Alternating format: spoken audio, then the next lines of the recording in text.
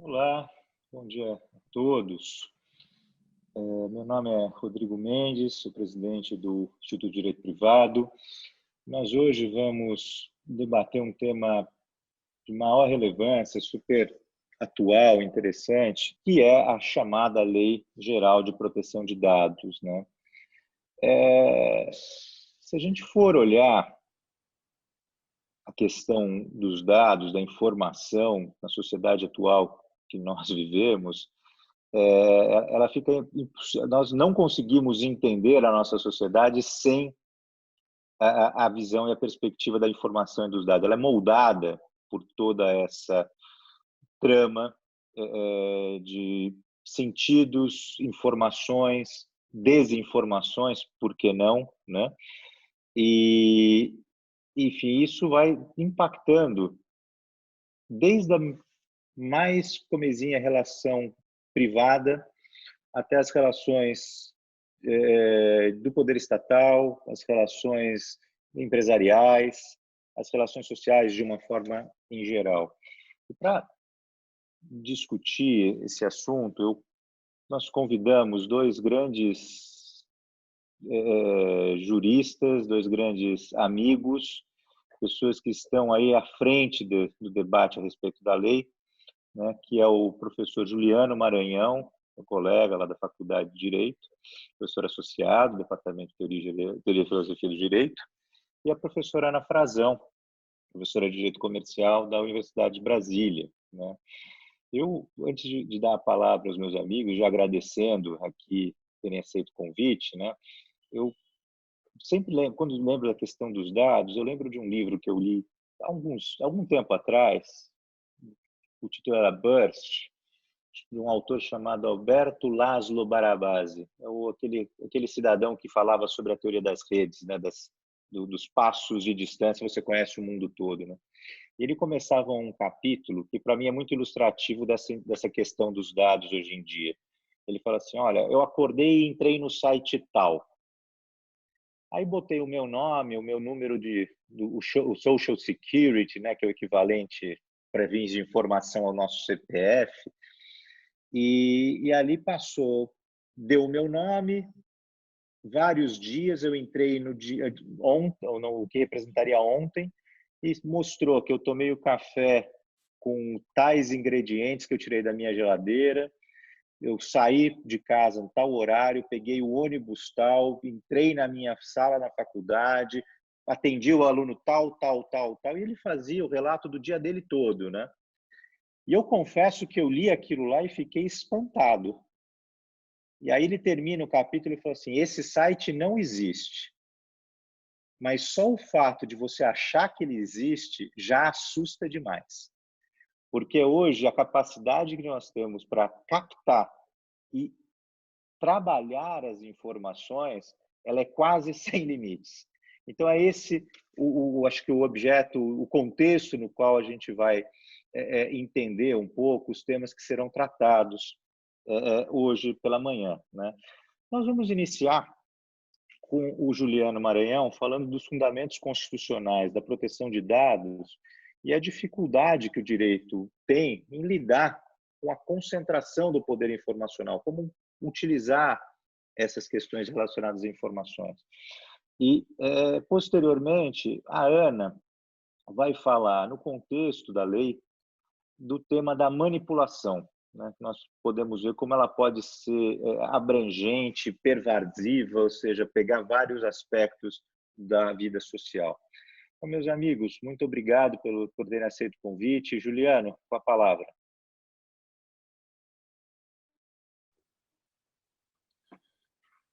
Obrigado, Rodrigo. Obrigado pelo convite. É um prazer aqui dividir esse painel com vocês e falar para os alunos e para o público em geral que segue as atividades do Instituto. E também cumprimentar a Ana, que é uma grande amiga e que compartilha comigo vários interesses acadêmicos, né? Desde o direito concorrencial e também diferentes facetas do direito digital, em particular proteção de dados. Então, é um prazer de novo, dividir um painel, a gente tem se tornado comum isso, e até levado a uma cooperação acadêmica no sentido de orientação de alunos, né, troca de subsídios e participação recíprocas em bancas, né? Então, é mais uma oportunidade e fico muito contente com isso. Então, o tema desse encontro é tratar de aspectos da legislação de proteção de dados, mas eu vou fugir um pouco disso, vou falar mais de uma dimensão constitucional e, em particular, de um desafio, de um aspecto particular das constituições democráticas contemporâneas, que é a forma pela qual a Constituição e depois todo o Estado democrático de direito busca lidar com a concentração de poder. Essa concentração de poder pode acontecer em diferentes dimensões. Eu vou tratar de 3, né? A concentração de poder político, a concentração de poder econômico e a concentração de poder informacional, mas principalmente com o objetivo de mostrar uma dificuldade atual em lidar no direito, para o direito lidar com a concentração de poder informacional. Então, de uma certa forma, eu vou relacionar alguns aspectos do direito de proteção de dados com o direito de defesa da concorrência e de proteção ao consumidor. Eu vou dividir aqui uma apresentação.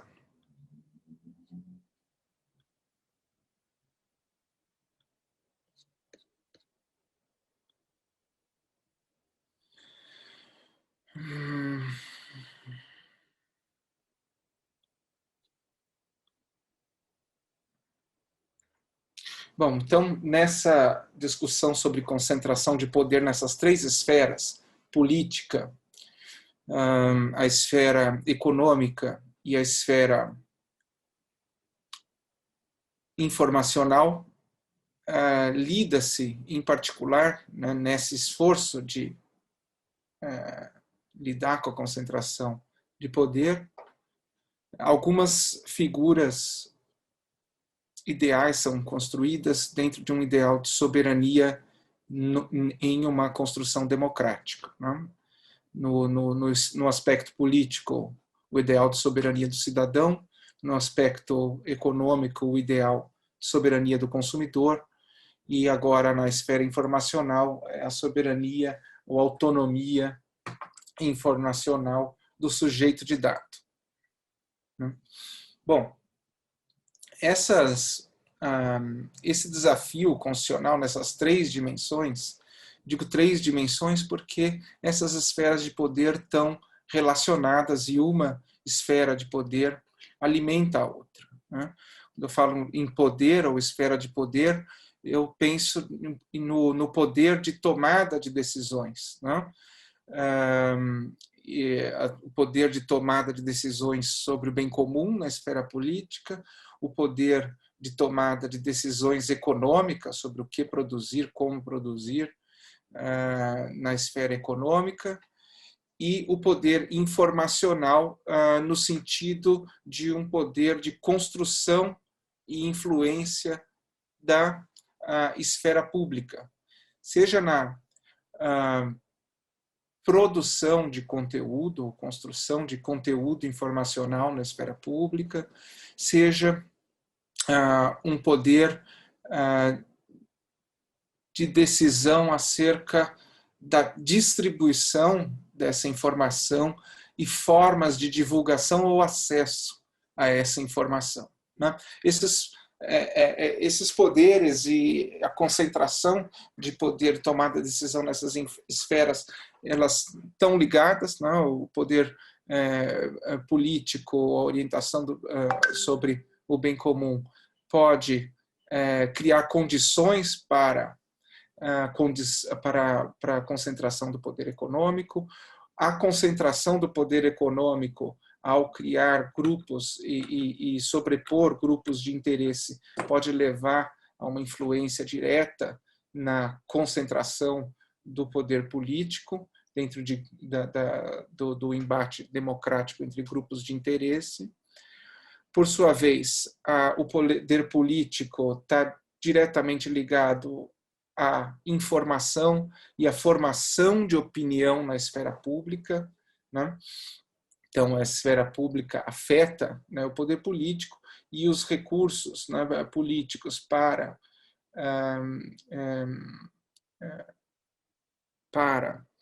a influência sobre a esfera pública também moldam a esfera informacional.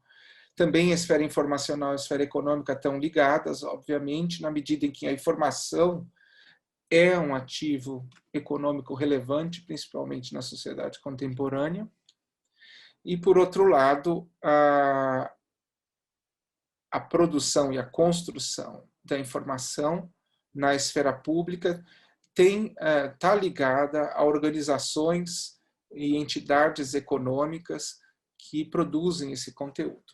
Mas, em particular, na esfera informacional, eu quero abordar uma transformação que ocorre atualmente, né? Então, como eu disse, as constituições democráticas e todo o direito em torno desses temas vai buscar consolidar um ideal democrático que é a soberania do indivíduo, né? Então, na esfera política, eu tenho todo o regramento constitucional de divisão de poderes, de atribuição de competências públicas, etc., né, para controle do exercício desse poder, em que passa, então, que são todas ferramentas para fazer valer a soberania individual na figura do cidadão, né, todos os direitos de participação política, etc. Por outro lado, no âmbito econômico, eu também tenho um capítulo constitucional sobre a regulação da economia, em que existe a figura também ideal de um consumidor soberano, e eu vou tratar disso a seguir. E, por fim, na esfera informacional, a gente lida hoje com um esforço do direito em lidar com concentração de poder nessa área, numa espécie de transição, né, da sociedade de organizações, em que a informação é produzida e distribuída por grandes organizações, e de um lado você tem a audiência, né, em relação a essa produção de conteúdo, numa transição para uma sociedade de redes em que se perde essa estrutura de uma produção concentrada de informação e a informação passa a estar fragmentada, né?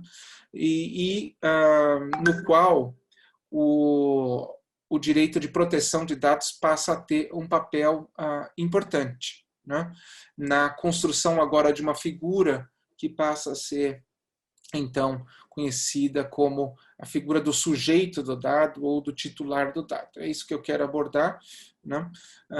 E procurar entender quais são as dificuldades do direito em lidar com esse desafio de concentração de poder, justamente nessa transição de uma sociedade de organizações para uma sociedade de redes. Bom, então, em relação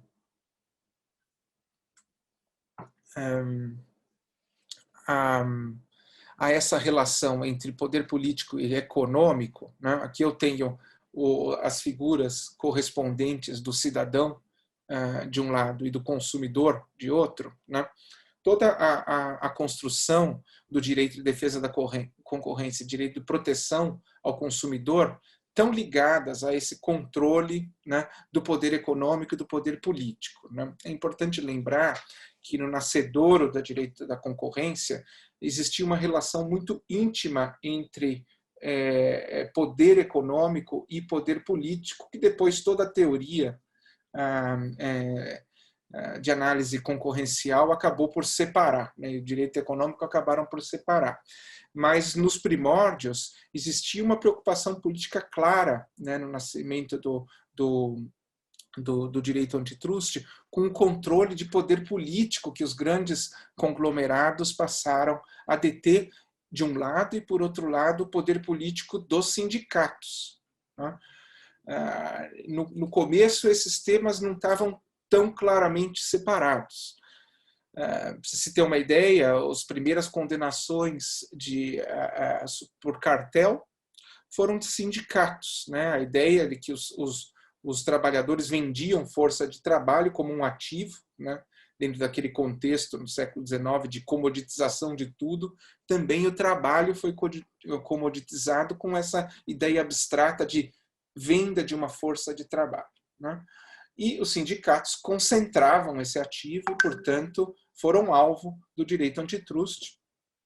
Isso só foi mudar com o Clayton Act, mesmo depois do Clayton Act ainda houve punições, depois a jurisprudência acabou separando e tirando essa ligação do trabalho como uma venda de um ativo ou de uma concentração de um ativo econômico. Né? Mas esses temas estavam diretamente relacionados, também o controle do poder dos conglomerados, mas tudo isso acabou levando a uma construção jurisprudencial, depois dogmática, de uma concentração do poder econômico que tinha por finalidade fazer com que os consumidores fossem sempre, em última análise, aqueles que determinariam as decisões sobre o que, como produzir, a partir das suas escolhas dos fornecedores mais eficientes.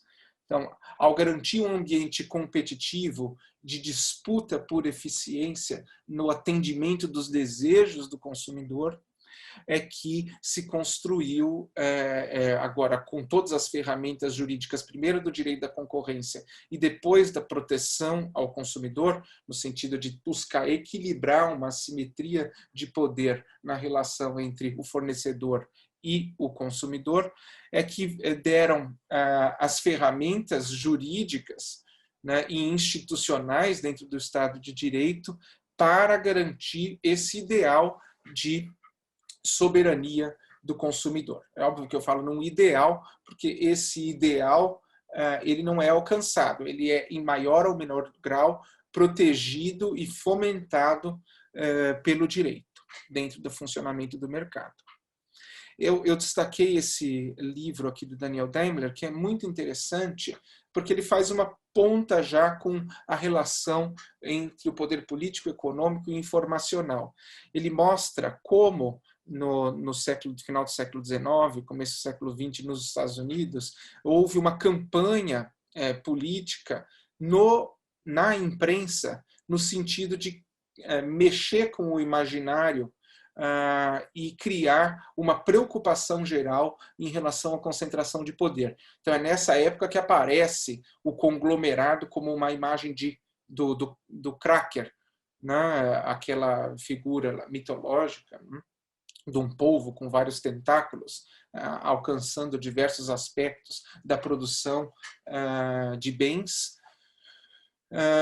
que então passa a engolir tudo como uma ameaça. Isso tudo fez parte de uma campanha política, né, do governo norte-americano no âmbito da imprensa, que acabou por criar essa oposição e essa convicção na esfera pública de uma preocupação com relação à concentração de poder econômico.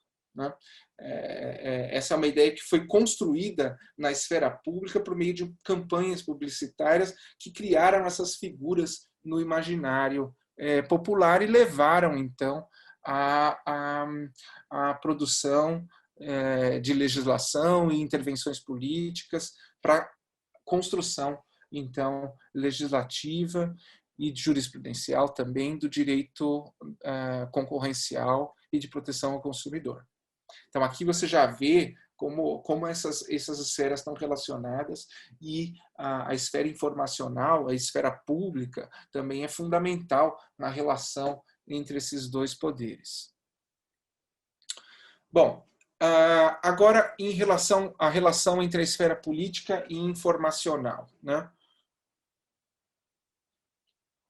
Obviamente, a esfera pública, como eu disse, é fundamental na construção do poder político, de tal forma, e dentro de uma constituição democrática, existe uma preocupação muito clara e uma série de ferramentas jurídicas para fazer com que a esfera pública seja uma esfera de troca de opiniões e informações que sejam capazes de promover, né, um debate aberto e democrático, né?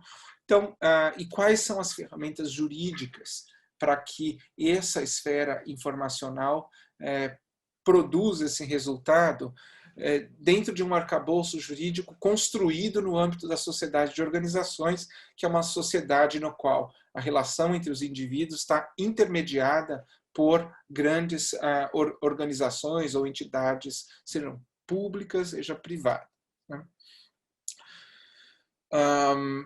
Primeiro, você tem a relação entre conteúdo informacional e os indivíduos intermediadas por empresas de mídia ou empresas jornalísticas também. E existe um regramento sobre a comunicação, que aparece como um capítulo constitucional, né?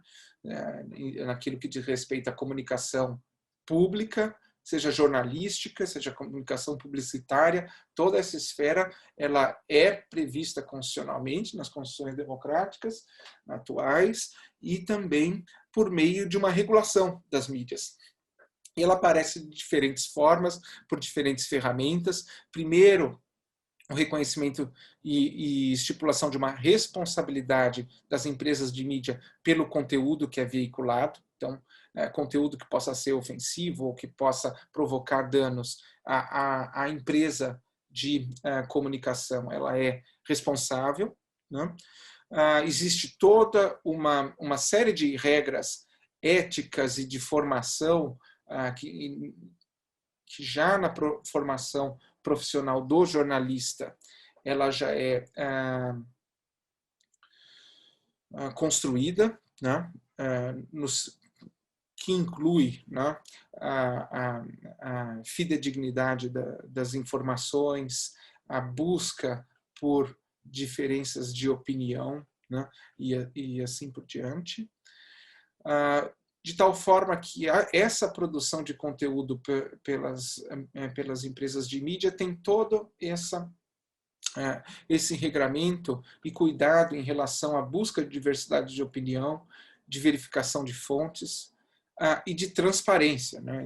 Por exemplo, a regulação de publicidade ou a regulação de imprensa no país prevê, dentre outros, uma série de fatores, a transparência para indicar aquele conteúdo que é independente, aquele conteúdo que é editorial, aquele conteúdo que é publicitário, né? E existe uma série, em particular, naquilo que afeta diretamente a escolha no processo eleitoral, existe uma série de regras relativas à campanha política que dizem respeito à veiculação de propaganda eleitoral na mídia.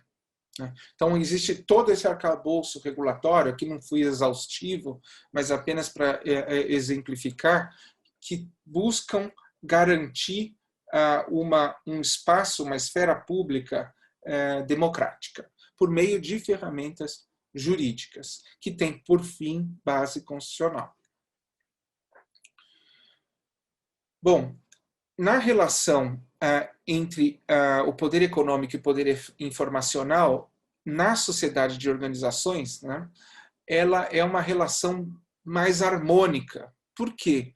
Porque existe concentração da produção de conteúdo que é intermediada pelas empresas de mídia, né? De tal forma que eu consigo mapear de modo harmônico a relação entre a soberania do consumidor e a soberania individual naquele que consome, então, informação, né? Então, a audiência, os espectadores ou os leitores, eles são consumidores de informação produzidas por empresas. Então, esse mapeamento entre o direito econômico e a sua transferência para um mercado de mídia, ele é harmônico, ele é mais simples, né? As empresas de mídia são os fornecedores, os espectadores são os consumidores, e, portanto, a regulação de direito econômico, tanto direito concorrencial quanto o direito de proteção ao consumidor, não encontram dificuldades de aplicação na concentração, no que se refere ao controle de concentração do poder econômico, seja preventivo, seja repressivo. Tem uma série de exemplos de autoridades antitrust internacionais, e mesmo do CAD, de aplicação, seja de controle preventivo ou repressivo, em relação às empresas de mídia, né? Sem grandes dificuldades e aplicando a teoria e metodologia clássica do direito antitrust, da mesma forma em relação a direito do consumidor. Bom, então o que vai acontecer quando a gente passa para a sociedade de redes? E Rodrigo, por favor, me avise se eu estiver me estendendo demais, tá?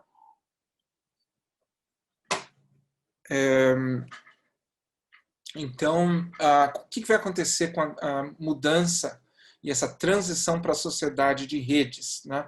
Em que você tem a quebra desse modelo em que as relações são mediadas por organizações, né? E você passa a ter uma série de oportunidades, sejam sociais ou econômicas, de relações diretas entre pares, mediadas pela tecnologia, né? Então, primeiro, a relação entre os cidadãos e agora a figura do sujeito de dados, né? Tendo em vista que nessas relações, dados, em particular dados pessoais, passam a ser elementos importantes, tanto no aspecto social quanto no aspecto econômico. Aqui eu começo a encontrar algumas dificuldades, porque não encontro proteções correspondentes que estavam presentes na sociedade de organizações. Então, uma delas é uma espécie de safe harbor para as plataformas que disponibilizam a tecnologia de comunicação e que, na verdade, acabam por fornecer a verdadeira infraestrutura para a esfera pública atualmente, mas com uma espécie de imunidade em relação ao conteúdo produzido pelos usuários. Aqui você tem, obviamente, uma fragmentação, né? O conteúdo passa a ser produzido pelos usuários, né? E esse conteúdo é compartilhado nas redes, e essas plataformas é que passam, então, a ser infraestrutura pública de comunicação, porém, sem responsabilidade pelo conteúdo, né? E começa, então, a surge, então, esse problema. Quem é responsável pelo conteúdo lesivo, ofensivo? Por outro lado, essa descentralização leva a uma condição em que você tem um excesso de uma grande quantidade de informações, né? Mas sem controle profissional ou ético na produção do conteúdo, né? Por outro lado, na medida em que você tem uma quantidade enorme de informação, a grande dificuldade está na seleção dessa informação. E, por meio de algoritmos, essa seleção passa a ser promovida pelas próprias plataformas que provêm essa infraestrutura, na medida em que buscam entender qual que é o conteúdo com o qual os usuários estão mais dispostos a interagir, para então direcionar esse conteúdo buscando atender ao desejo desses usuários que também são consumidores dessa plataforma, né? Mas a relação de consumo já não está mais clara entre uma produção de conteúdo e consumo de conteúdo.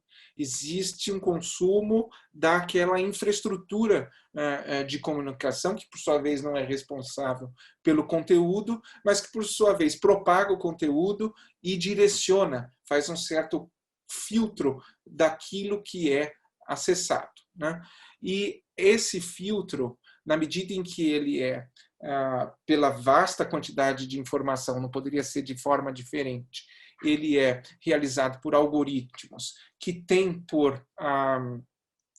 que aumentam sua eficiência na medida em que são usados. E a eficiência ela é medida no sentido de gerar mais envolvimento. Esses algoritmos acabam dirigindo conteúdo que o usuário já está predisposto a se envolver ou que tenha afinidade, o que acaba levando a uma polarização da esfera pública. E o que está em discussão hoje com o projeto de lei de responsabilidade e transparência na internet, por exemplo, no Brasil, foi objeto de regulação na Alemanha, tem sido objeto de discussão na Austrália e em diversos outros países, e a questão é preciso uma regulação específica para que se traga de novo à baila a questão sobre responsabilidade das plataformas, sobre o uso dos algoritmos, sobre a forma de moderação desse conteúdo, que é um conteúdo fragmentado e produzido em massa. Aí tem uma série também de questões interessantes do ponto de vista de campanhas políticas, em que o financiamento passa a ser opaco. Existem, por exemplo, regras agora na legislação eleitoral para procurar lidar com essa opacidade do financiamento de campanha política, tendo em vista os escândalos que vieram à tona, né, com Cambridge Analytica, com o financiamento de campanha que não foi mapeado, né, pelo Estado. E, por outro lado, uma ferramenta ou um instituto jurídico fundamental nessa relação de uma nova esfera informacional que leva a uma nova conceitualização da esfera pública, que é o direito de proteção de dados, né? Agora você tem uma regulação específica, tendo em vista que todo o modelo de processamento dessa informação, que é acessada no âmbito da internet e é processada computacionalmente, ela vai se valer de dados pessoais, e o modelo de negócios ele também é construído a partir do uso de dados pessoais para direcionamento de conteúdo e para disponibilidade de espaço para publicidade e direcionamento de publicidade. Então, a proteção de dados tem um papel importante aqui. A questão é saber se o direito de proteção de dados ele é suficiente para lidar com esses desafios que são trazidos tanto pela relação entre Estado e indivíduo, né, quanto na relação entre as empresas e, em particular, as plataformas de internet e o indivíduo. Eu vou passar mais rápido aqui, porque eu imagino que a Ana vai detalhar um pouco mais os aspectos da legislação de proteção de dados. Eu só quero destacar um ponto aqui, né, que já aparece na decisão lá atrás, de 83, na decisão do Tribunal Constitucional Alemão do Censo, que é o enunciado e a criação desse direito fundamental à autodeterminação informacional, né? Ele aparece não só como ele tem uma dimensão de proteção da privacidade, mas é algo que vai além e que se refere não somente a um direito de proteção da personalidade privada, mas tem a ver também com a participação de cada indivíduo na esfera pública sem inibições. Na medida em que eu tenho, por meio do direito da proteção de dados, determinadas prerrogativas de controle na esfera pública, sobre como é processada e para qual finalidade é processada a informação. Isso tem um papel importante na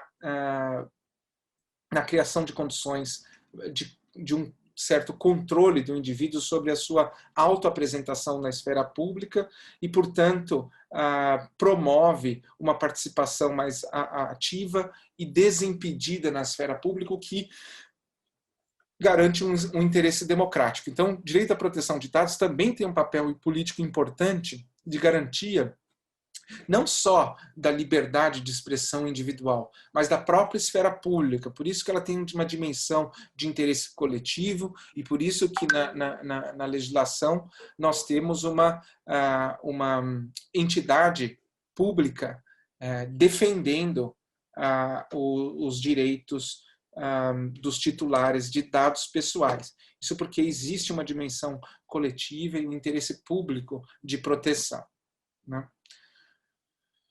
E, por outro lado, não só há aqui uma preocupação em relação à proteção de um direito fundamental, né, à autodeterminação informacional, mas também uma preocupação com separação de poderes, né? Isso é muito claro na legislação europeia, talvez não esteja claro ainda aqui no Brasil, principalmente em função de uma série de decretos que têm gerado e tem criado uma livre circulação de dados entre órgãos da administração pública, né? Juliano, deixa eu te Oi. interromper um minutinho por dois motivos. O primeiro é só para te dar uma dimensão de tempo, né? Para ver se você vai precisar de muito mais tempo, que a gente já está por volta de meia hora. Tá bom. É isso que eu queria saber. E aí, para fazer a referência ao professor Spyros Zimitis, que foi meu professor na Alemanha, que está aparecendo aqui na foto. Não, é verdade. Eu, agora, quando eu estive em Frankfurt, como professor de visitante, agora quem dirige a cátedra é a Indra Spieker, né? E o Spyros, mas ela foi muito gentil e concedeu uma sala ali para o professor Spyros Zimitis, e ele, então, foi muito bom, porque ele está ali, ele fica ali na cátedra, mas está ali à disposição, né? Então, por várias vezes fui almoçar com ele, o que foi muito bom, né? Porque conversar com alguém que participou da Gênese, né? É muito bom para acessar os fundamentos, né? Sem dúvida. Mas o Spyros Zimitis chamava atenção para um aspecto que é a concentração de poder informacional, né? E já dizia que no censo, na decisão do censo, um dos aspectos fundamentais é a separação de poderes informacional, no sentido de que mesmo dentro do Estado, cada exercício de competência deve limitar o processamento de dados àquele exercício de competências, devendo haver limitação entre o comportamento, entre o compartilhamento, por conta dos riscos de uma unidade informacional na mão do Estado. Então, só para terminar, eu vou fazer rapidamente uma análise aqui, passar para a Ana. Faltou só aquela relação entre poder econômico e poder informacional, né? No início, com o surgimento da internet, essa aqui é a capa da The Economist de 2005, né? Se falava aqui claramente, né, poder, enfim, né, como a internet é um meio para realmente fazer valer a soberania do consumidor, né? E o que se observou depois foi uma concentração de poder em grandes plataformas de internet que acabaram por frustrar essa expectativa de um grande poder do consumidor que passaria a ter acesso irrestrito a informações para escolher seus fornecedores, né?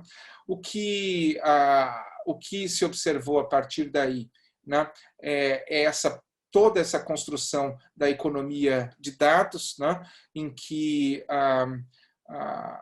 os dados pessoais são ativos relevantes para as plataformas depois obterem informações, analisarem essas informações e oferecerem a possibilidade de publicidade direcionada, né? Que, por sua vez, gera mais envolvimento, permite maior acúmulo de dados, e num modelo econômico em que os níveis de concentração tendem a ser elevados, né? E a grande dificuldade que vai surgir é a seguinte, né? Primeiro, você não tem mais essa identificação da plataforma como fornecedora de conteúdo. No final das contas, o conteúdo é fornecido pelos chamados produmidores hoje, os próprios sujeitos de dados. Por outro lado, o modelo econômico nesses mercados digitais é um modelo, devido a efeitos de rede, que se estabiliza com elevada concentração, né? De tal forma que existe um desafio a respeito da capacidade da legislação de proteção de dados efetivamente garantir a autonomia informacional. Por quê? Como você tem nessas plataformas grande concentração de poder, as políticas de tratamento de dados pessoais dessas plataformas, de uma certa forma, acabam sendo aceitos pelos consumidores, porque os consumidores ou os sujeitos de dado também não têm outras opções de políticas de dados menos invasivas a qual se filiar ao escolher um determinado serviço. Então, ainda que eu discorde de uma política de dados do Google, eu tenho poucas opções para escolher uma outra plataforma. O mesmo vale do Facebook, etc. Então, isso cria um certo desequilíbrio entre essas duas ferramentas. De um lado, o direito concorrencial, de outro lado, o direito de proteção de dados, sobre como lidar com o poder, seja a concentração de poder econômico, seja a concentração de poder informacional, que agora e que atualmente acaba por estar concentrada nessas grandes plataformas. O grande desafio é como construir e entender a relação entre o direito da concorrência, o direito do consumidor e o direito de proteção de dados, de tal forma a criar condições para que efetivamente se alcance um patamar razoável de soberania do consumidor, de um lado, e do sujeito de dados, né? E o grande desafio, a meu ver, está em interpretar o que significa dados, né? O que significa o dado pessoal nessa economia digital, e como o direito antitruste pode lidar com ele, né? E ao lado do direito de proteção de dados. Existe uma dificuldade no âmbito do direito da concorrência em conceituar dado. E ele é conceituado por meio de analogias, né? Por ora, dado é considerado uma moeda, de outro lado, dado é considerado um ativo, ou já comparado a petróleo, como se fosse uma espécie de insumo de produção, né? Mas é justamente nessa dificuldade em conceitualizar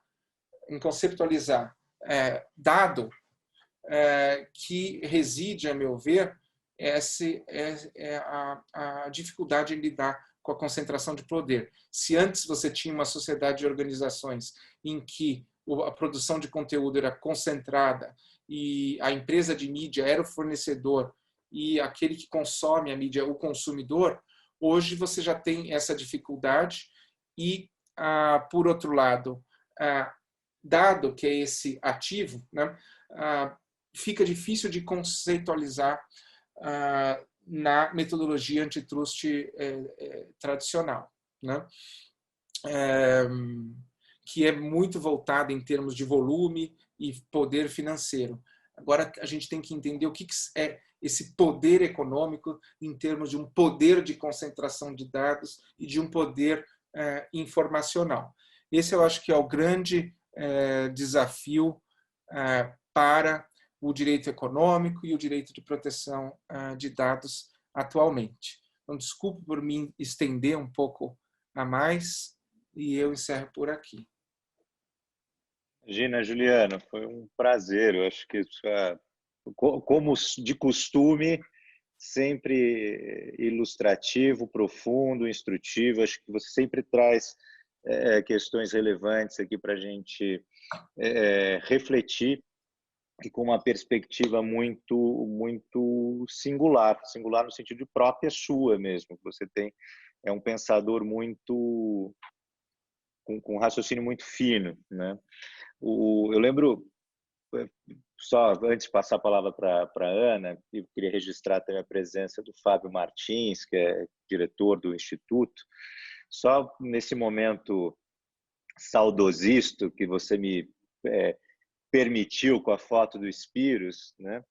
Ele foi o responsável por dar os pareceres na liberação dos registros da Stasi, né?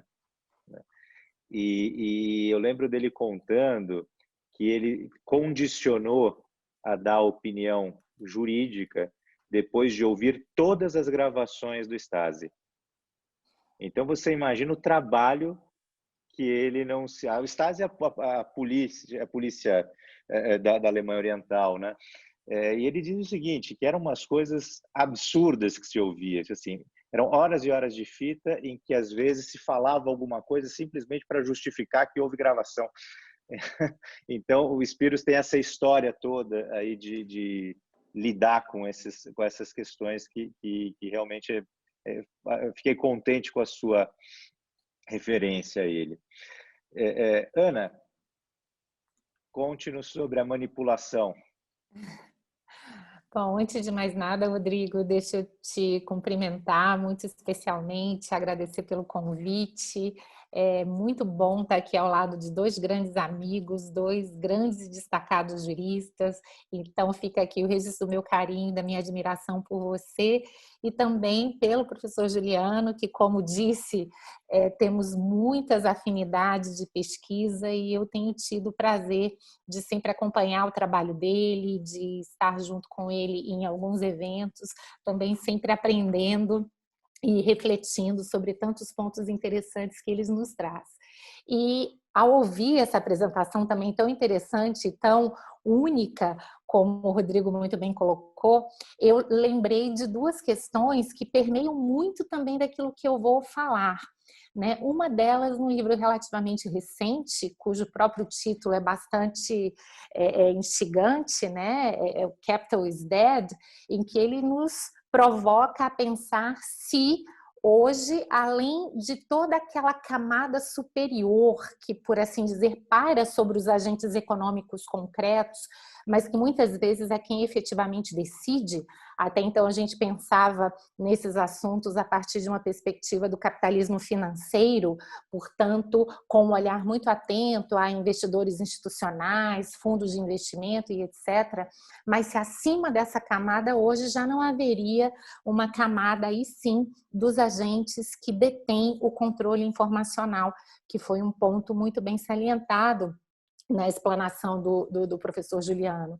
E agentes que vão deter, de fato, um enorme poder, que é até difícil de ser compreendido, de ser traduzido pelas categorias jurídicas, de forma que também, quando o professor Juliano nos pergunta, os dados são o novo petróleo, eu pergunto, como inclusive já foi suscitado por outros autores, será que eles também não são o novo plutônio, no sentido de que, a partir deles, muita coisa pode ser feita com grandes riscos, não só no plano individual, no plano dos cidadãos, dos consumidores, mas também num plano mais macro, em que a gente pode envolver aí as democracias e, por assim dizer, a própria humanidade.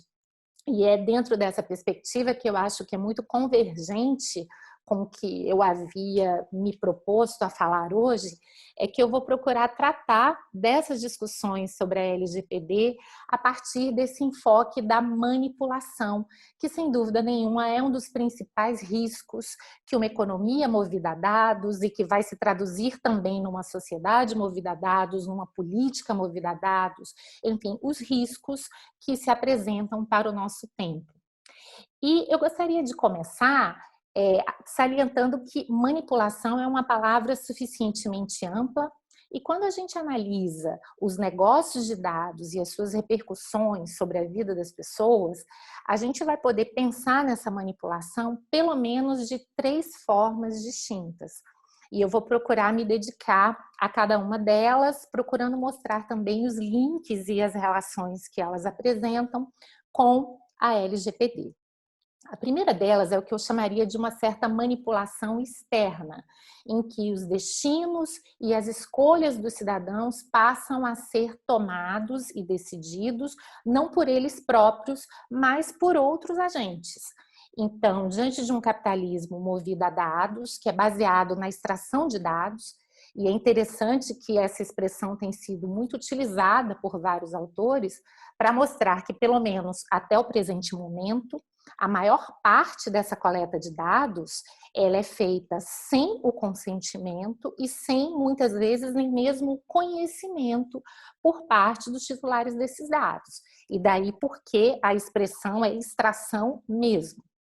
Ou seja, demoramos muito tempo até entendermos que na internet, quando o serviço é gratuito, é porque o produto somos nós. E que toda essa extração é feita para alimentar uma série de sistemas de inteligência artificial que se propõem a oferecer inferências e predições que terão impactos diretos na vida de todos nós.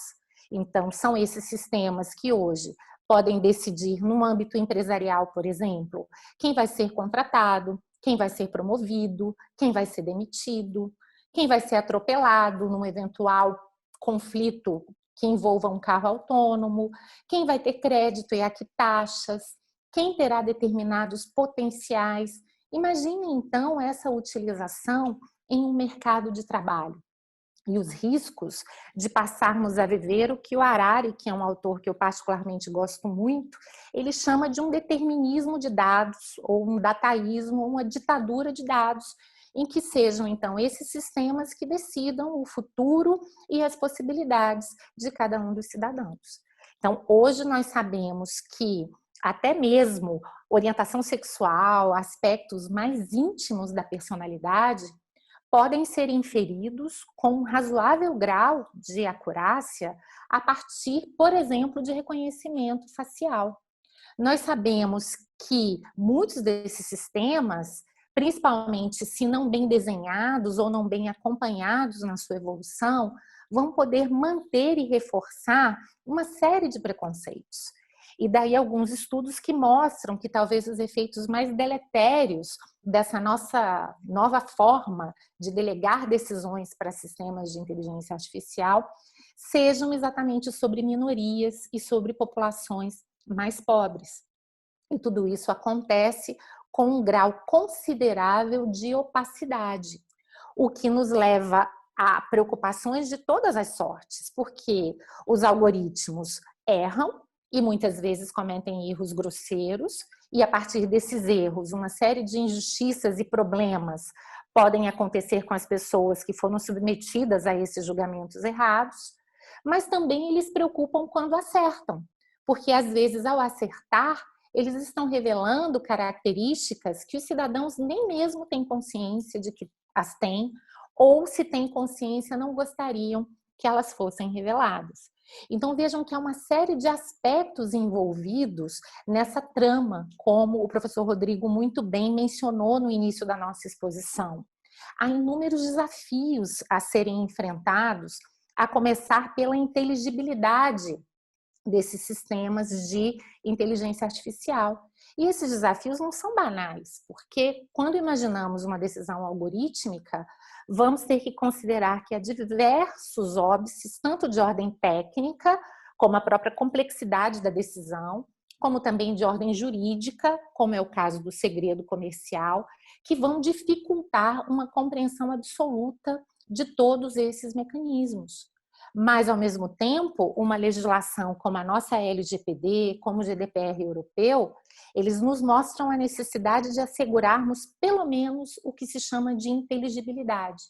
Mas o que é exatamente essa inteligibilidade? Em que medida ela vai poder endereçar todos esses desafios e todos esses riscos que eu acabei de mencionar? Vejam que o artigo 20, por exemplo, da nossa LGPD, prevê um interessantíssimo direito, que é o direito de revisão de decisões totalmente automatizadas, e que na sua redação original, inclusive, previa que esse direito fosse exercido perante uma pessoa natural, havendo já uma literatura farta na Europa dizendo que a presença dessa pessoa natural naquela ocasião não era apenas decorativa, aquela pessoa precisava ter poder decisório, porque a ideia era de que se ali houvesse uma espécie de, pelo menos, tentativa de uma conciliação entre a linguagem natural, que é inerente aos assuntos humanos, e a linguagem matemática dos algoritmos. Mas a gente viu que essa referência à pessoa natural, ela deixou de existir, o que aumenta o risco de que, se esse direito continuar a ser exercido ainda por máquinas, ou seja, ele não será capaz de romper esses esquemas decisórios e provavelmente os cidadãos continuarão sendo presos em decisões algorítmicas que muitas vezes não podem ser suficientemente compreendidas. Esses são riscos que existem independentemente de qualquer tentativa intencional de manipulação. Imaginem, então, se houver uma tentativa de manipulação no próprio desenho do algoritmo para privilegiar determinados resultados ou, eventualmente, para fazer com que aqueles resultados sejam intencionalmente tendenciosos em favor de um determinado interesse ou não. Então, vejam que os riscos de manipulação desses processos, ainda mais diante da ausência de transparência, esses riscos são muito altos. E eles nos levam a uma primeira importante reflexão a respeito da Lei Geral de Proteção de Dados.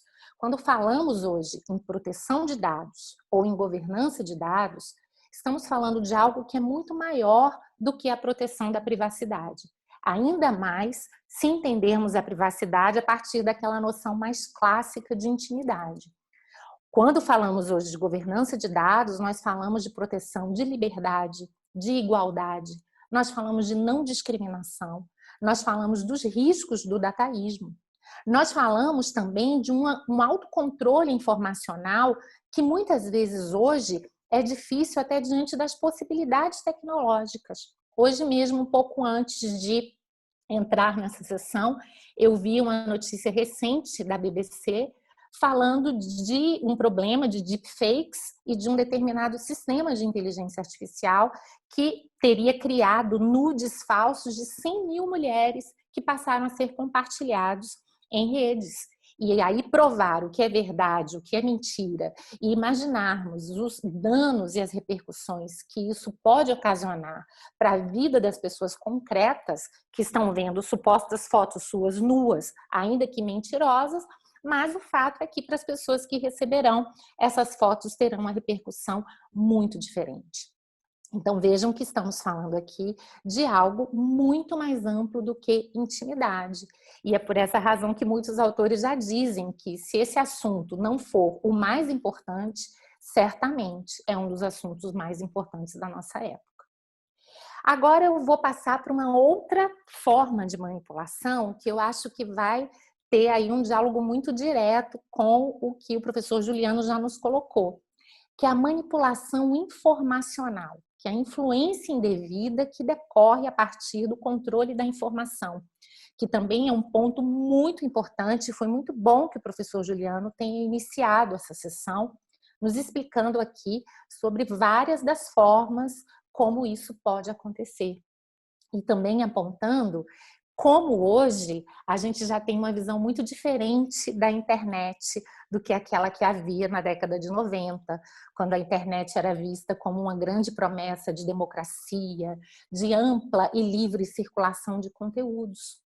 O que a gente percebeu é que, por uma série de razões, até mesmo pelas limitações nossas como cidadãos, como usuários, nós temos dificuldade de lidar com muita informação, há o problema de confiança nas pessoas com quem vamos estabelecer nossas interações. Então, logo se mostrou necessário que esse fluxo de informações e de interações começasse a ser mediado por algumas plataformas que, com o passar do tempo, se transformaram em verdadeiros gatekeepers, tanto do ponto de vista das conexões, como também do ponto de vista das informações. Esses gatekeepers se tornaram, portanto, grandes detentores de poder informacional. E vejam que coisa interessante. Quando surge o nosso Marco Civil, e não estamos falando de uma discussão antiga, nosso Marco Civil é de 2015. Quando esse Marco Civil vai prever uma regra de responsabilidade para essas plataformas, no artigo 19, por exemplo, ele parte da premissa de que o seu papel é absolutamente neutro em relação ao fluxo informacional. E daí a regra de que, em princípio, elas não respondem pelos conteúdos que trafegam nas suas redes. E faz todo sentido. Essa é a ideia de que não vamos responsabilizar alguém que não tem nenhuma ingerência sobre aquele fluxo informacional. Porém, hoje a gente já sabe que não somente existe esse controle, como esse controle ele é amplo, já que essas plataformas elas selecionam, filtram, ranqueiam, perfilizam, ou seja, elas são capazes de decidir a informação que chegará a cada um de nós. Elas podem não criar o conteúdo, mas essa capacidade de gerência ou curadoria acaba sendo tão importante quanto a própria geração do conteúdo. E tudo isso é feito sem nenhuma transparência. E talvez seja essa a razão de hoje termos tantas bolhas, tantas fragmentações e tantas polarizações, já que há vários estudos que mostram que discursos de ódio, fake news, por exemplo, são muito mais rentáveis, são muito mais compartilhados, estimulam muito mais os usuários a ficarem conectados nessas plataformas do que a informação verdadeira. Ou seja, não há nem mesmo incentivos para que essa curadoria da informação seja feita de forma a privilegiar a verdade ou pelo menos a evitar essa desinformação, que é um problema da nossa época e que pode afetar todos os aspectos da nossa vida econômica, social e política. Basta vermos a possibilidade concreta, se é que já não consumada, de manipulação de resultados de eleições. Então, vejam, esse aspecto é absolutamente preocupante, porque numa sociedade da informação, a informação é hoje a maior fonte de poder. É como eu disse no início, de uma economia movida a dados, nós passamos para uma sociedade movida a dados, para uma política movida a dados, todos esses fenômenos se interrelacionam e, portanto, quem pode influenciar indevidamente esse fluxo informacional pode fazer muita coisa. Na verdade, parte dessa discussão não é nem mesmo nova. Há muito tempo que já se discute a necessidade de que a mídia tenha um certo grau de independência, de que não possa ser tão concentrada, porque já se sabia o impacto da mídia na formação da opinião pública e os resultados disso em uma série de outros aspectos da nossa vida social. Imaginem, então, quando estamos agora diante de uma situação em que muitas vezes a própria mídia tradicional passa a depender dessas plataformas para que possa acessar o seu usuário, em que vários cidadãos, inclusive, não têm mais um acesso direto às fontes tradicionais de mídia, mas, na verdade, consomem notícias a partir daquilo que lhes é disponibilizado pelas plataformas. Então, esse é um ponto muito importante e não é sem razão que num relatório recente, né, do Stigler Center, vinculado à Universidade de Chicago, e que tem por foco as plataformas digitais, essa questão da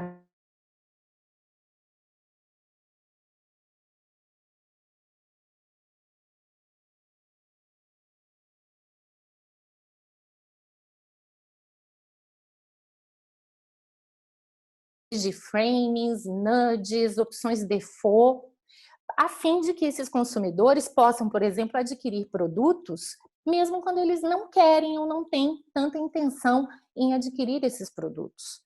Que várias das estratégias utilizadas, inclusive, estimulam o vício, porque como os mercados se tornam cada vez mais mercados de atenção, quanto mais o usuário fica conectado a uma determinada plataforma, mais dados podem ser extraídos, mais ele está submetido a toda a publicidade e mais ele pode ser influenciado por diversas maneiras, muitas das quais a gente nem sabe.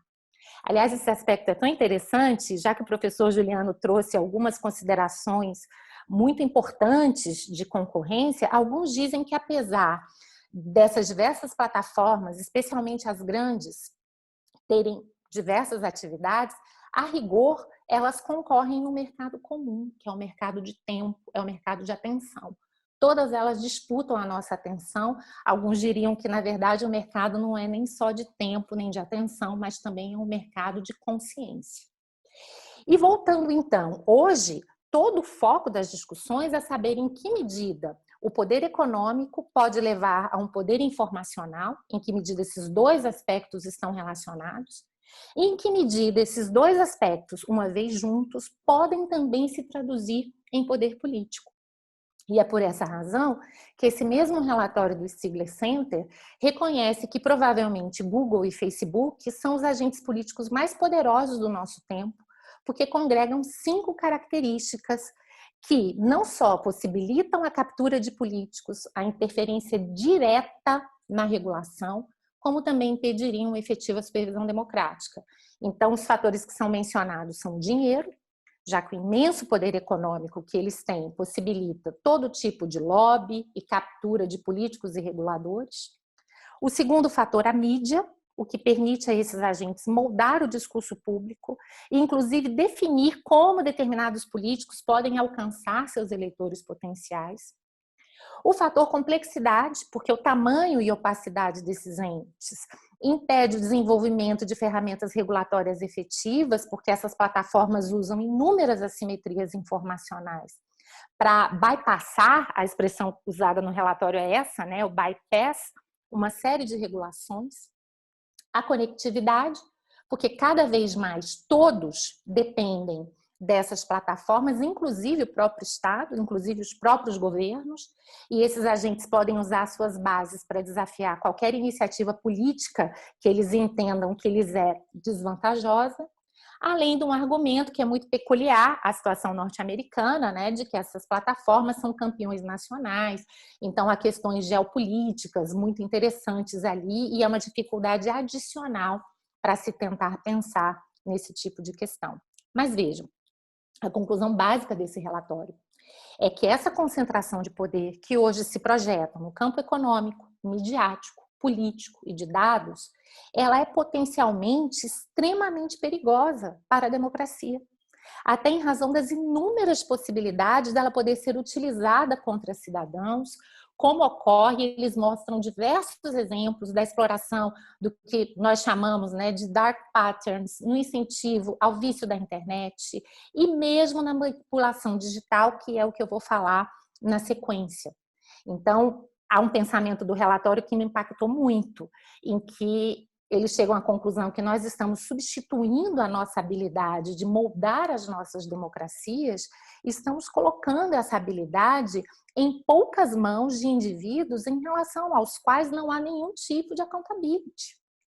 E daí, porque eles propõem, claro, diversas soluções, não é um problema simples, não vai ser resolvido só com direito antitruste, embora, claro, o direito antitruste seja uma peça muito importante, mas vai ter que ser resolvido também com LGPD, mas concordo com o professor Juliano, sozinha também não vai resolver, e uma série de outras iniciativas que vão desde regras eleitorais e de campanha, regras que disciplinem conflitos de interesses, regras que disciplinem políticas de dados, defesa do consumidor e tantos outros aspectos. Agora, dentre as soluções que foram propostas por esse relatório e que me pareceram muito pertinentes, pelo menos do ponto de vista de instigar uma reflexão, é que essas plataformas, eu acho que isso entra muito nas preocupações do professor Juliano, elas precisam ter políticas, elas precisam ter transparência em relação a políticas não neutras para conteúdos. Ou seja, elas precisam assumir quando elas favorecem determinados conteúdos e como isso é feito. Segundo, elas precisam ter transparência em relação a todos os vínculos que possuem com políticos, com candidatos ou grupos de interesses, especialmente quando elas prestam serviço ou apoio específico, assistência técnica a qualquer desses grupos.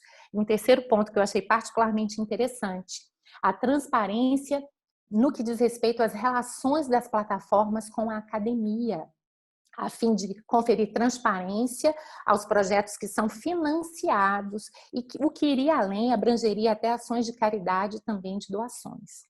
Né? Se não me falha a memória, 2 semanas saiu também um relatório extremamente interessante, né, de uma comissão do Congresso norte-americano, bipartidária, e cuja grande preocupação é também entender como a ação desses grandes gatekeepers informacionais pode afetar não apenas a economia, mas a própria democracia.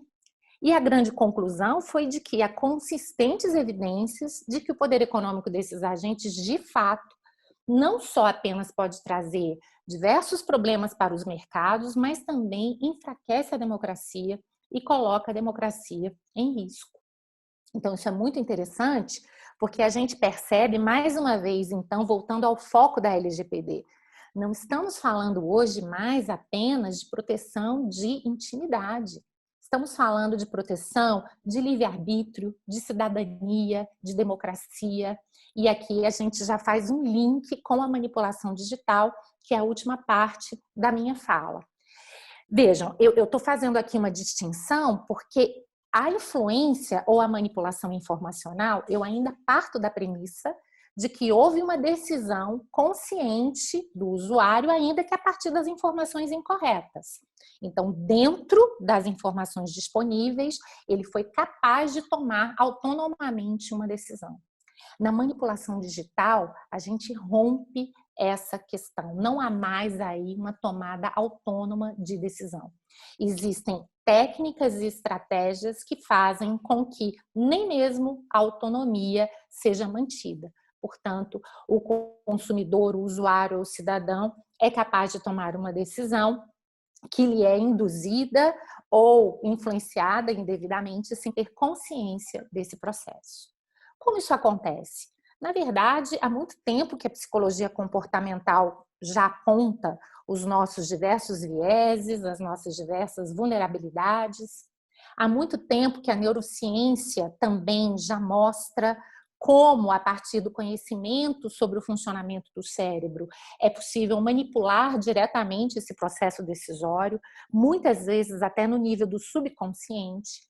E a gente sabe que o marketing e a propaganda, que sempre estiveram muito interessados em saber como funcionam esses processos, hoje também se aliaram com a neurociência para, a partir do que nós chamamos de neuromarketing, tentar, então, influenciar diretamente esses consumidores, esses usuários, muitas vezes no nível do subconsciente. E é muito interessante que várias técnicas que já eram discutidas, algumas até banidas por associações de psicologia já na década de 70, hoje sejam utilizadas e muitas vezes sem nem mesmo transparência a respeito dessa questão. Então, esse ponto é importante porque também nesses 2 relatórios que eu mencionei, tanto do Stigler Center como também o do Congresso norte-americano, esses aspectos são explorados exatamente para mostrar, olha, os incentivos de mercado não vão resolver esses problemas. Então, essa soberania do consumidor, a que o professor Juliano também fez referência, não vai resolver isso aqui. Nós estamos falando aqui de um problema extremamente grave, em que o consumidor sozinho não tem condições nem mesmo de entender, porque muitas vezes é o seu subconsciente que está sendo manipulado indevidamente. Então, vamos ter que pensar em novas formas de endereçar essas tecnologias que já são bastante invasivas, né? E isso porque não estamos nem naquela discussão sobre a interface cérebro e máquina Projetos como Neuralink, ou seja, a partir do momento que tivermos chips nos nossos cérebros para aumentar a nossa inteligência, porque o grande problema é que, sendo o pensamento um dado biológico, quem tem acesso a isso vai poder utilizá-lo para finalidades até então impensáveis, né? Então, se o professor Harari, no começo da pandemia, estava preocupado com o que ele chamava de surveillance under the skin, né? Ou seja, a ideia de que, ao monitorar os dados biológicos, alguém pode conhecer toda a minha natureza, porque os meus pensamentos e as minhas emoções também são traduzíveis em dados biológicos. Imagine-se, então, a partir do momento em que eu começar a mapear dados cerebrais.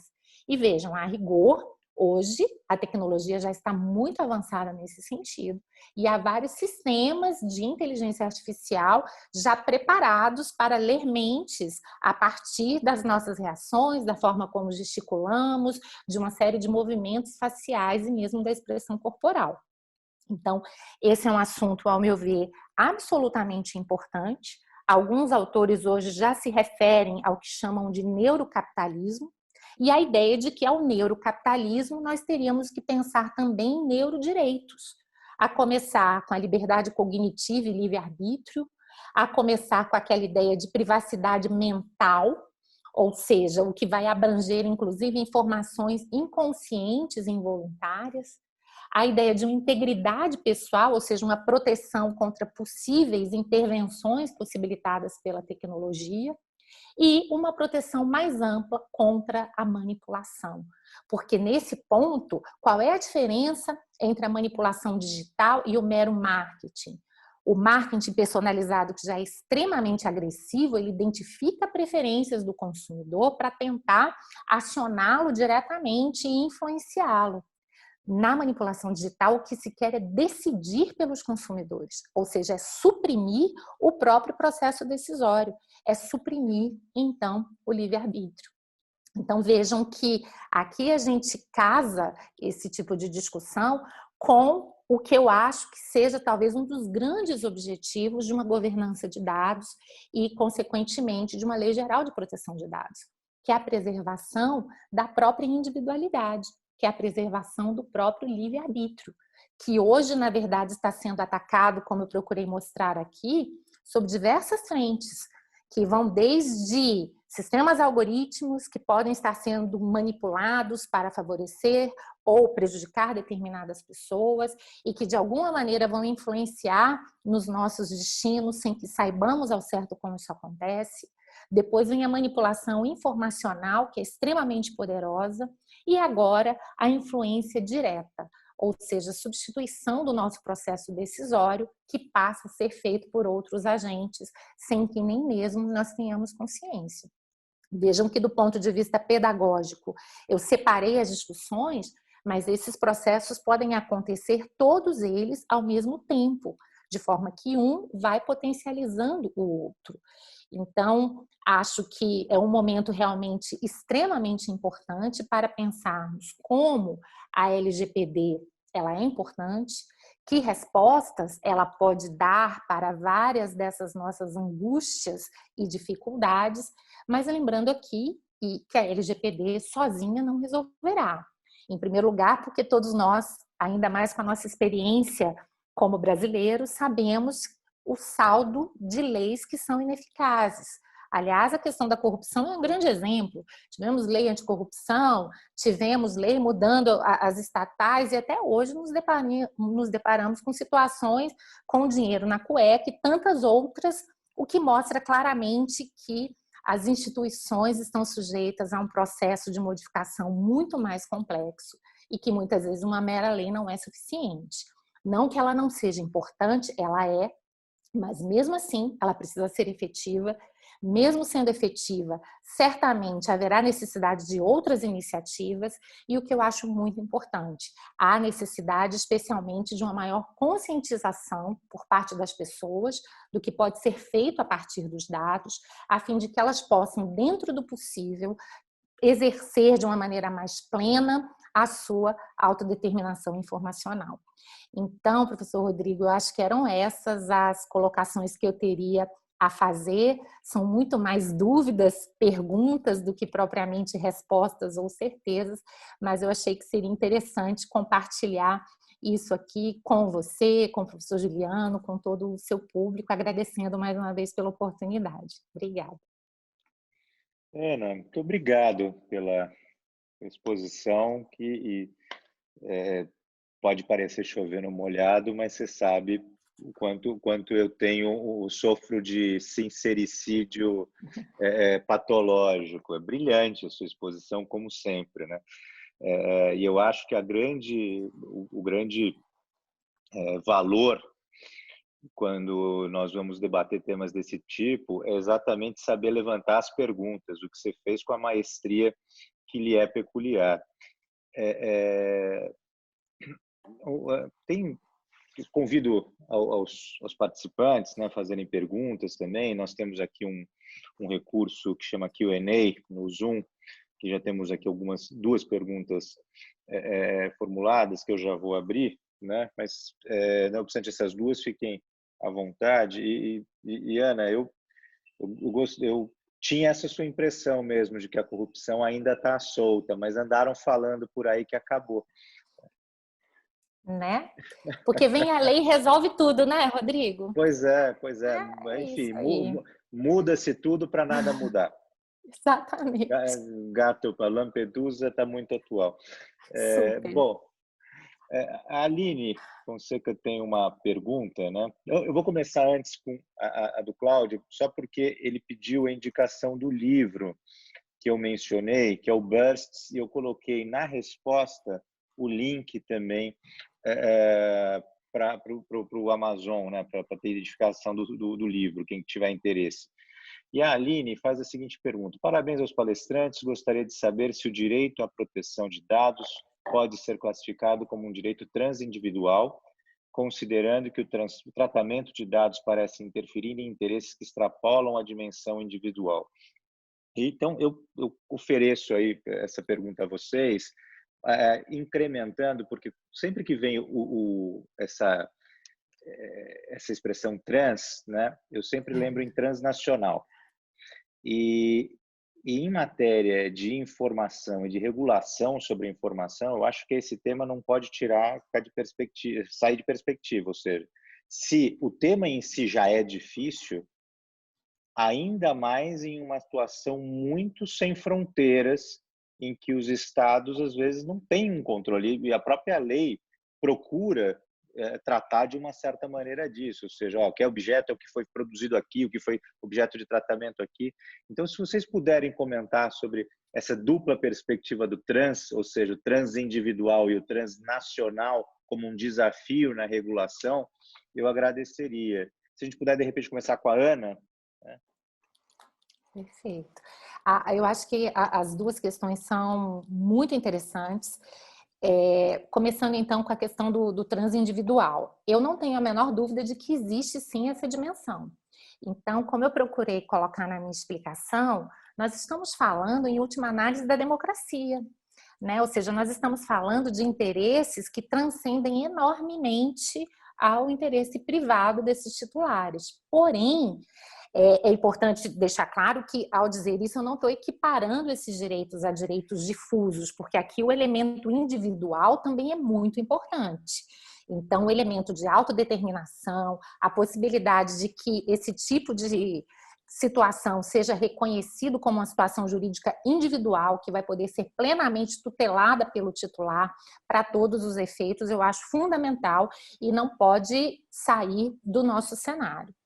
Né? A questão transnacional, então, que foi muito bem mencionada pelo professor Rodrigo, também é uma questão interessantíssima, porque aqui também na governança de dados fica claro um fenômeno que a gente que tem uma vivência no direito empresarial já percebe há um certo tempo, principalmente depois da internet, as possibilidades de eficácia de legislações domésticas sem que haja uma interação maior com o âmbito internacional, elas acabam ficando muito reduzidas e muito restritas. É claro que uma forma pela qual a LGPD e também o GDPR europeu tentaram superar essa dificuldade é reconhecendo uma eficácia extraterritorial dessa legislação. Porém, a gente sabe que mesmo assim, sem muitas vezes uma cooperação internacional, sem um maior esforço para uma interpretação mais harmônica dessa legislação, haverá uma série de dificuldades práticas, sim, nessas questões. Basta vermos que hoje os fluxos de dados são internacionais, várias dessas plataformas também são internacionais, são sujeitas especialmente à legislação dos seus respectivos países, muitas vezes se adaptam às legislações dos outros países muito mais em razão dos seus interesses comerciais do que propriamente por reconhecerem alguma autoridade maior da legislação doméstica sobre as suas atividades. Então, sem dúvida nenhuma, essa é uma grande questão. E aí, professor Rodrigo, eu diria, ao meu ver, ainda sem resposta e que certamente será um dos grandes desafios para a gente ter uma efetiva governança de dados. Obrigado. Juliano, quer comentar essas perguntas?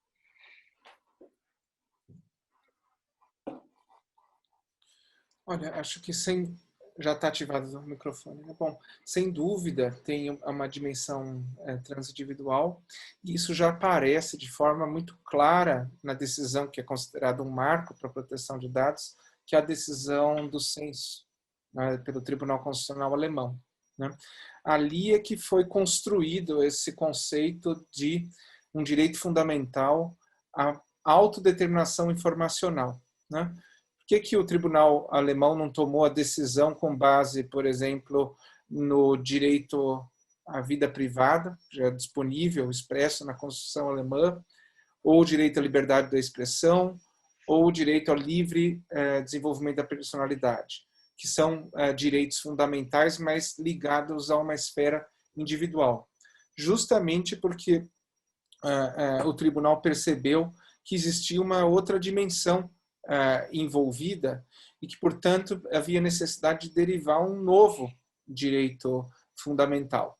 E o aspecto relevante que foi notado foi justamente a ideia de que, com o processamento computacional,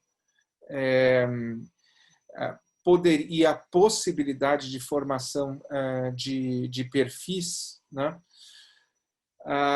Isso poderia levar a uma inibição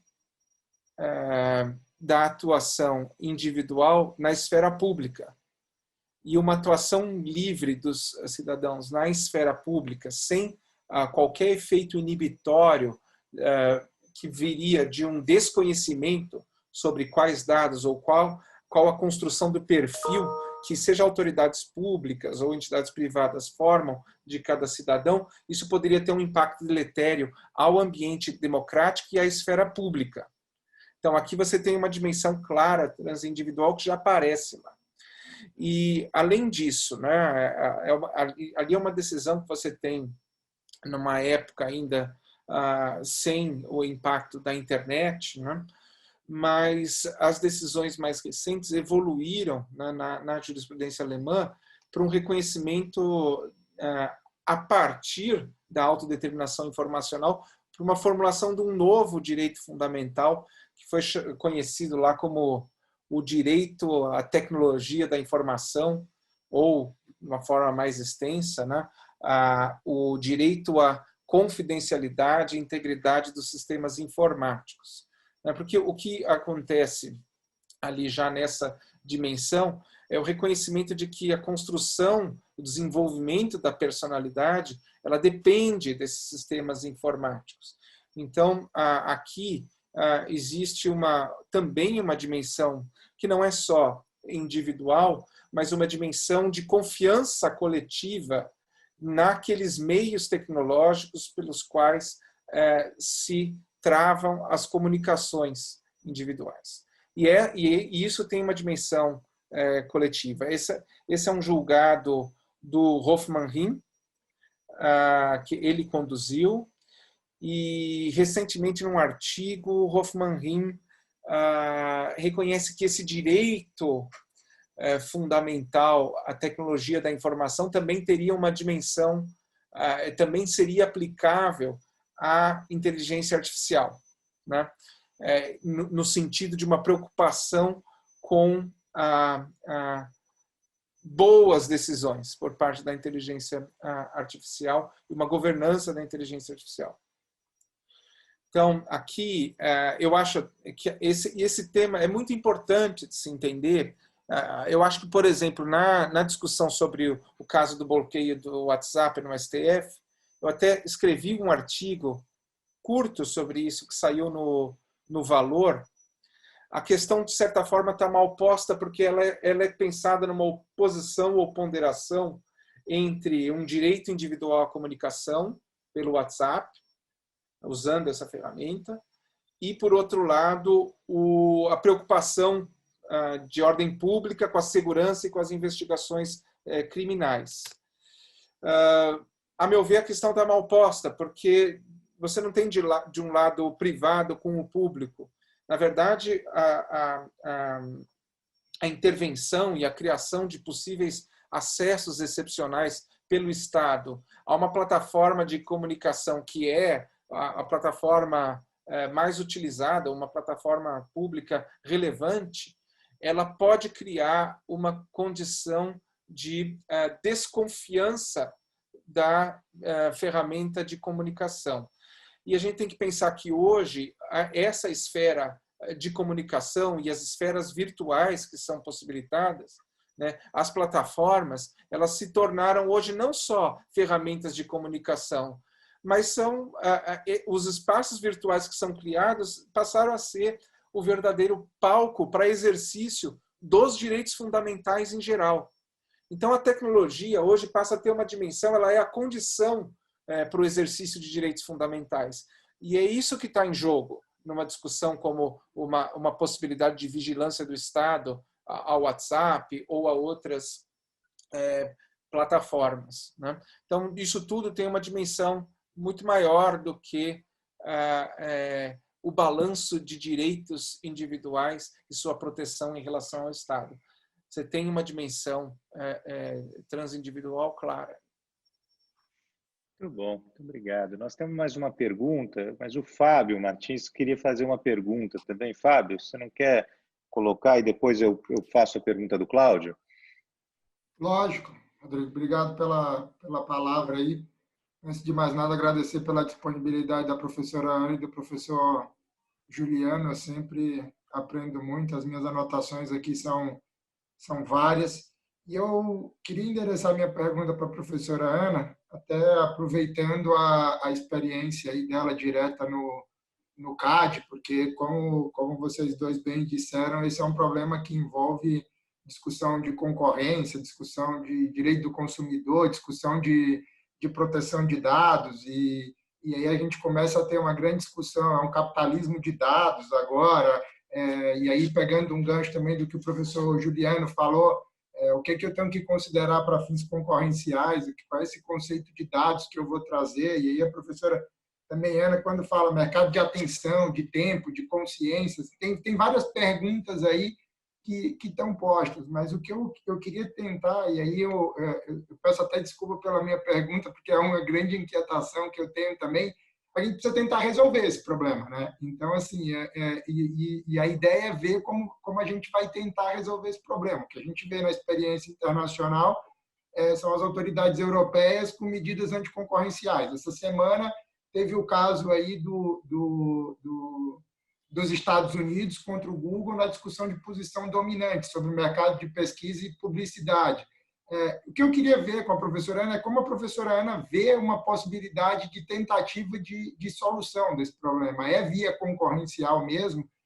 Vamos ter que esperar por discussões de ações civis públicas aqui no Brasil, na nossa estrutura, e resolver o cerne do problema não vai, mas não teria pelo menos uma possibilidade, a semelhança do que as autoridades estrangeiras estão fazendo, de tentar resolver esse problema, ainda que pelas beiradas, mas começar a enfrentá-lo. E só para fechar, um dos grandes pontos aqui que eu estava lendo na notícia da BBC é que ela fala o seguinte: houve condenações já na Europa de 9,5 bilhões de dólares. A gente pode estar falando de um processo dos Estados Unidos de mais 10. Só que quando a gente pensa que o valor de mercado do Google é na casa de 1,5 trilhão de dólares, talvez a eficiência disso não seja tão grande. Então, são um pouco essas minhas inquietações aí que eu gostaria de ouvi-la. e parabenizá-los também mais uma vez pelas exposições. Obrigada pela pergunta, Fábio. Essa justificava um painel só para respondê-la, né? Mas, sem dúvida nenhuma, é sempre mais fácil fazer o diagnóstico do que realmente apresentar um leque de soluções que sejam viáveis. De forma geral, eu acho que esse problema é suficientemente complexo para impedir que uma só área do direito, seja o antitruste, a proteção de dados, o consumidor, o direito eleitoral, que qualquer um deles queira resolver todo esse problema. O problema ele é multifacetado, então, ao meu ver, ele exige um pacote também de soluções. Dito isso, o antitruste, para mim, não só pode, como deve ser parte desse pacote. Aliás, ele é uma parte extremamente importante, porque o seu compromisso fundamental é com a repressão ao abuso de poder econômico. E hoje o que a gente tem percebido é que vários desses agentes, eles têm uma posição dominante incontestável, em alguns casos uma posição de monopólio, e se aproveitam dessa posição para trazer uma série de prejuízos ao mercado, até porque muitas vezes eles concorrem com vários dos seus usuários, aos consumidores e a tantos outros aspectos. É claro que para isso o próprio antitruste vai ter que se repaginar, porque eu sou uma grande crítica da Escola de Chicago nesse aspecto. Eu acho que ela acabou amesquinhando o direito antitruste, em primeiro lugar, restringindo a noção de poder econômico a uma noção meramente econômica, vinculada à possibilidade de aumentar preços, perdendo toda essa vinculação que o poder econômico tem, por exemplo, com o poder político, com o poder informacional e etc.